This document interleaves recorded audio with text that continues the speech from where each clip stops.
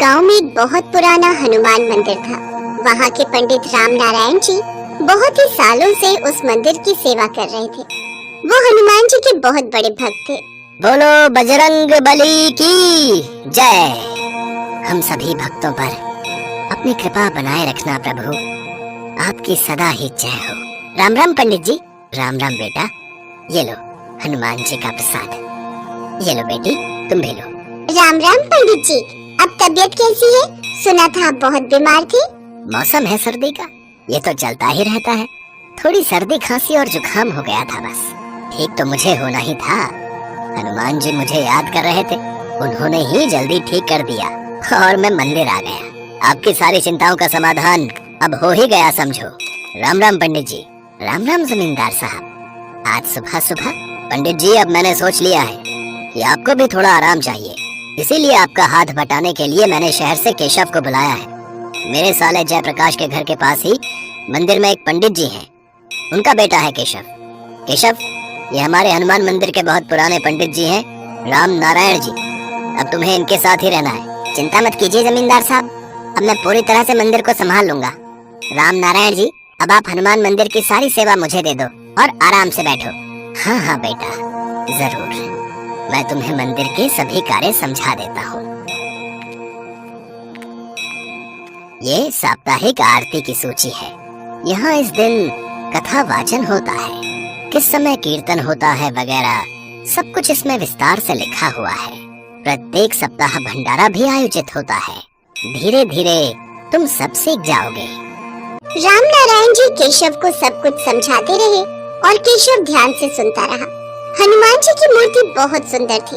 उस पर सोने का मुकुट, गले में सोने की माला तथा सोने के अन्य आभूषण भी जड़े हुए थे। केशव का सारा ध्यान बस हनुमान जी के सोने के आभूषणों पर ही रहता था। उसके मन में सोने के आभूषण देखकर लालच उत्पन्न हो गया और वो आभूषण चुराने के लिए योजना बनाने लगा। ऐसा क्या करूं जिससे सांप भी मर जाए और लाठी भी न टूटे? मुझे तो हनुमान जी की इस मूर्ति से आभूषण चुराने ही होंगे। बहुत महंगे आभूषणों से श्रृंगार किया हुआ है। बस मौका देखते ही ये आभूषण मुझे अपने कब्जे में ले ले। बस ऐसे ही रोजाना राम नारायण जी देर से मंदिर आए, फिर मेरे पास अच्छा मौका रहेगा। राम राम पंडित जी।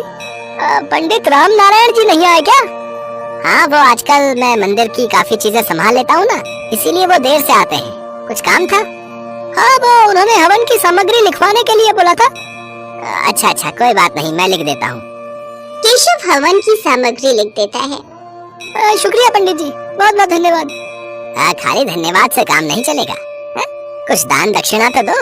मैंने इतना समय लगाकर सामग्री लिखी है, कम से कम 501 रुपया लूंगा। पर मेरे पास इतने पैसे नहीं हैं। पंडित जी ने तो कभी मेरे से इतने पैसे नहीं मांगे। अरे पंडित जी अब बूढ़े हो गए हैं, उन्हें क्या समझ के कैसे काम चलाना है? हमें भी तो खर्चा पानी निकालना होता है। लाइए, दीजिए, दक्षिणा दीजिए। तभी पंडित राम नारायण आ जाते हैं और वो केशव को ऐसा करता देख लेते हैं। केशव, ये क्या कर रहे हो?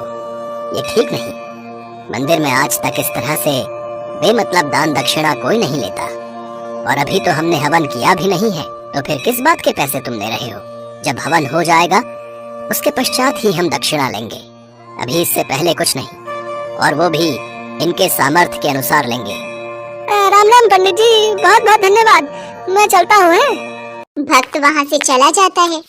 केशव मन ही मन ईर्ष्या से भर जाता है और अब तो उसने ठान ही लिया था कि वो पंडित राम नारायण को रास्ते से हटा कर रहेगा। मुझे पंडित राम नारायण का कुछ करना ही होगा, वरना ये तो मुझे कुछ कमाने ही नहीं देगा, और फिर मुझे मंदिर के आभूषण चुराकर इनका पत्ता भी यहाँ से साफ करना है। मुझे ये काम जल्दी ही करना होगा। केशव हनुमान जी का मुकुट और बाकी के आभूषण चुराने के बारे में सोच चुका था। पंडित जी, आपकी तबीयत भी ठीक नहीं रहती। एक काम करता हूँ, शाम को मंदिर के द्वार ढकने की जिम्मेदारी मैं ले लेता हूँ। आप समय से घर चले जाया करो, वैसे भी सर्दी का मौसम हो रहा है। ठीक है बेटा, जीते रहो। पंडित राम नारायण शाम की आरती के बाद अब जल्दी घर जाने लगे। पीछे से केशव मौका तलाशने लगा और एक दिन उसे मौका मिल ही गया, और वो हनुमान जी के मंदिर से आभूषण की चोरी करके वहाँ से भागने लगा। अरे कौन है? कौन है? छोड़ो मुझे, कौन है? केशव जैसे ही पीछे मुड़कर देखता है, साक्षात महावीर हनुमान उसके पीछे खड़े थे। अरे, मेरा मुकुट और मेरे आभूषण चुरा कर कहाँ भाग रहा है? तुझे ऐसे थोड़ी जाने दूंगा। ला, मेरे आभूषण वापस कर। अरे अरे, तुम तो ऐसी वेशभूषा में हो जैसे सचमुच के हनुमान जी हो। मैं तुमसे डरने वाला नहीं हूँ, बताओ तुम्हें। मूर्ख, तू मुझे पहचान नहीं पा रहा है लगता है। तुझे अपनी शक्ति दिखानी ही होगी, तभी तो यकीन करेगा। अरे छोड़ो छोड़ो मुझे। अरे मुझे हवा में क्यों घुमा रहे हो? अरे छोड़ो। अरे अरे अरे, मुझे बचाओ बचाओ। केशव चिल्लाने लगता है। वो हवा में घूम रहा था। हनुमान जी मुझे छोड़ दो, मुझसे गलती हो गई। मैंने आपके मंदिर में चोरी की है। मैं आपके आभूषण आपको अभी दे देता हूँ, आप मुझे छोड़ दो। मैं जानता हूँ तुमने मेरे आभूषण और मुकुट क्यों चोरी किए। क्योंकि तुम मेरे प्रिय भक्त राम नारायण पर चोरी का इल्जाम लगाना चाहते थे ना। पर मेरे होते हुए मेरे किसी भी भक्त को कोई कष्ट नहीं पहुंचा सकता। मुझे क्षमा कर दीजिए हनुमान जी। सच तो यह है कि मैं ईर्ष्या से भर गया था। मुझे ज्यादा धन कमाना था, इसीलिए मैं राम नारायण जी को मंदिर से हटाकर खुद वहाँ रहना चाहता था। इसीलिए मैंने आपके मंदिर में चोरी की। मुझसे बहुत बड़ी भूल हो गई हनुमान जी, मुझे क्षमा कर दो। मैं आपसे ऐसी गलती कभी नहीं करूँगा।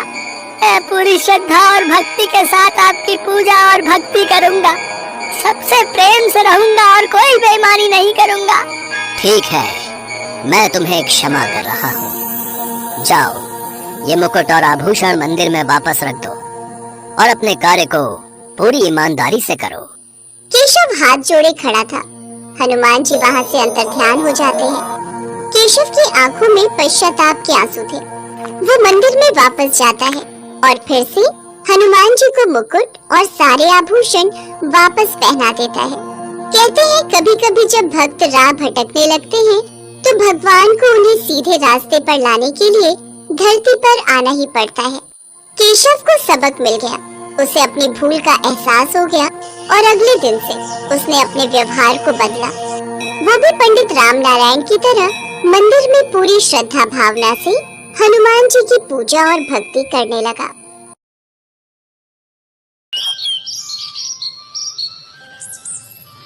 सदियों पहले की बात है। एक बार समस्त श्रेष्ठगण और विद्वान पंडित ऋषि मुनि के लिए एक सभा आयोजित होती है, जिसमें महर्षि वशिष्ठ, महर्षि विश्वामित्र और नारद जैसे महान विद्वान शामिल होते हैं। वो सभी आपस में इस बात पर चर्चा करते हैं कि भगवान राम का नाम स्वयं राम के अस्तित्व से बड़ा है। उसी सभा में भगवान राम के परम भक्त हनुमान जी भी मौजूद होते हैं। हनुमान जी उन सब की बातों को बड़े गौर से सुन रहे होते हैं। तभी नारद हनुमान की तरफ देखते हैं और मन ही मन सोचते हैं, राम का नाम स्वयं राम के अस्तित्व से बड़ा है और इस बात को तो मैं सिद्ध करके ही रहूंगा। कुछ देर बाद सभा का समापन होता है।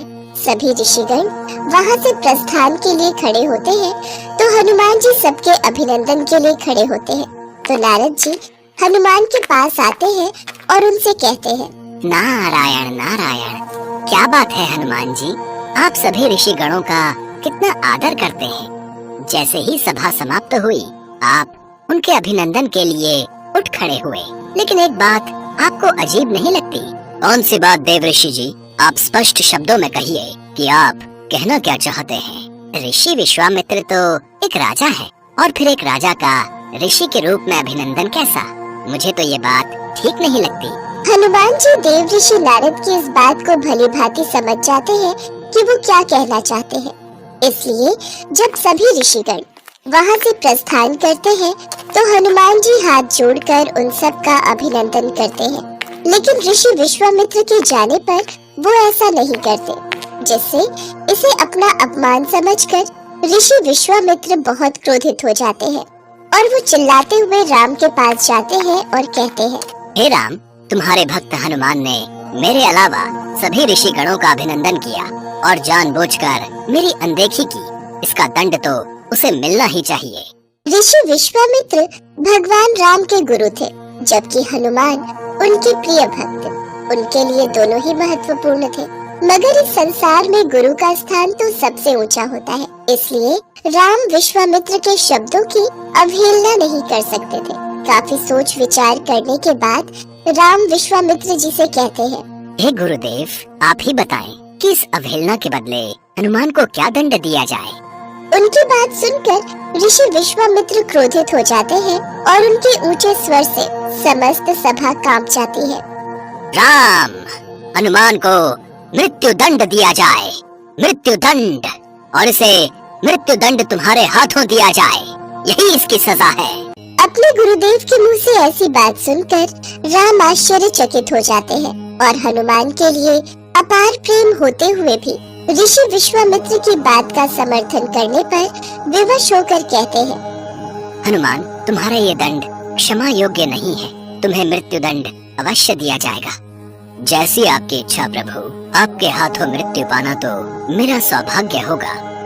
श्री राम अपने गुरुदेव की बात का मान रखते हुए हनुमान को मृत्यु दंड देने के लिए तैयार हो जाते हैं और हनुमान जी असमंजस में पड़ जाते हैं। मगर तभी नारद उनके पास आकर कहते हैं, नारायण नारायण, राम भक्त हनुमान, मेरी मानो तो राम नाम में लीन हो जाओ। हो सकता है उनके नाम में लीन होने से स्थिति में परिवर्तन हो जाए। नारद की बात मानकर हनुमान जी जंगल के बीचों बीच एक पेड़ के नीचे बैठकर राम नाम का जप करने लगते हैं। जय श्री राम, जय श्री राम, जय श्री राम, जय श्री राम, जय श्री राम। हनुमान राम नाम में विलीन हो जाते हैं और उधर राम हनुमान को मृत्यु दंड देने के लिए वहां उपस्थित हो जाते हैं। विधि का विधान भी कितना अजीब है। जो अपार स्नेह का भागी है, आज उसी को मृत्यु दंड देने को विवश हूँ। भगवान राम ख्यालों में खोए हुए ही होते हैं कि तभी उन्हें अपने गुरु विश्वामित्र के अपमान का स्मरण हो आता है और वो क्रोधित अवस्था में आकर अपना बाण निकालकर हनुमान की तरफ छोड़ देते हैं, किंतु उनके बाणों का हनुमान पर कोई असर नहीं होता।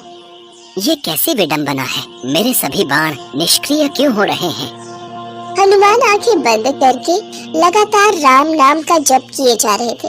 राम अपनी हर बलशाली शक्तियों का प्रयोग करके थक जाते हैं, किंतु वो हनुमान का बाल भी बांका नहीं कर पाते। राम आश्चर्यचकित होकर कहते हैं, कुछ भी हो हनुमान, लेकिन तुम्हें मृत्यु दंड तो मैं देकर ही रहूंगा। अपने गुरुदेव को दिए वचन का पालन मुझे करना ही होगा। इतना कहते ही राम अपना ब्रह्मास्त्र निकालते हैं और उसका प्रयोग करने लगते हैं। वो जैसे ही ब्रह्मास्त्र का प्रयोग करते हैं तो तीनों लोकों में हाहाकार मच जाता है। जमीन से ज्वालामुखी फूट पड़ती है, सागर में ऊंची ऊंची लहरें उठ खड़ी होती हैं, पर्वत ढह कर गिरने लगते हैं, जंगल में आग लग जाती है, जीव जंतु प्राणी सभी अपनी जान बचाने के लिए संघर्ष करने लगते हैं, किंतु राम नाम में लीन हनुमान अभी भी राम नाम के जप में लीन रहते हैं। उन पर ब्रह्मास्त्र भी बेअसर रहता है। राम नाम का जप हनुमान के लिए सुरक्षा कवच का काम करता है। इतनी प्रलय और राम नाम की शक्ति दे नारद ऋषि विश्वामित्र के पास जाते हैं और उन्हें सारी सच्चाई बता देते हैं। फिर ऋषि विश्वामित्र राम को अपने वचन से मुक्त कर देते हैं। नारद ये सिद्ध करने में सफल हो जाते हैं कि राम नाम की शक्ति स्वयं राम के अस्तित्व से कई गुना